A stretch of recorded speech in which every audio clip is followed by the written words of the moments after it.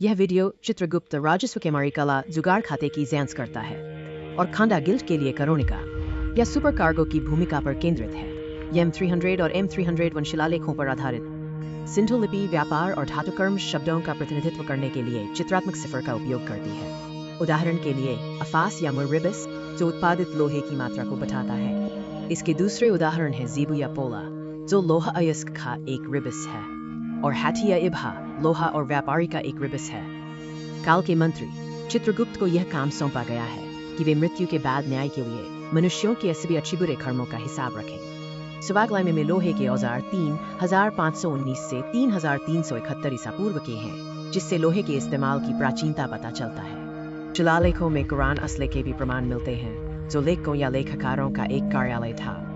तोल्कापियम समझाता है कि लेखा प्रणाली कुरानम का आविष्कार तब हुआ जब समुद्री धन के व्यापार में झूठ और गलतियां सामने आने लगीं, जिससे कड़े नियंत्रण की जरूरत का पता चलता है। पुरानुरु 201 तमिलनाडु में लोहे के पुरातात्विक सबूतों की पुष्टि करता है।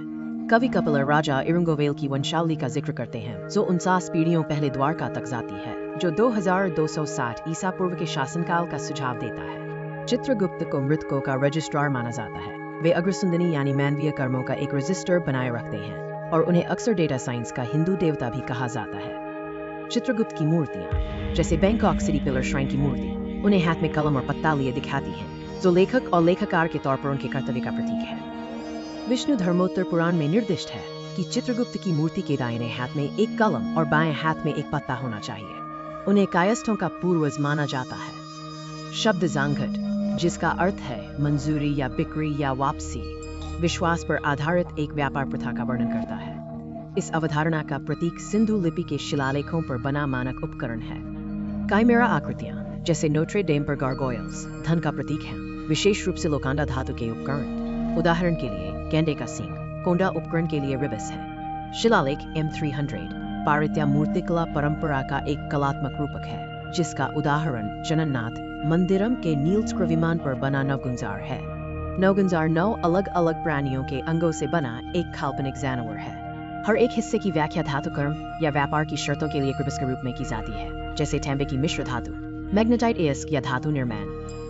M300 के घटक विश्लेषण में धातु निर्माण के लिए कोबरा हुड रिबस और मिश्र धातु टकसाल के लिए बोवाइन जोंग रिबस शामिल हैं।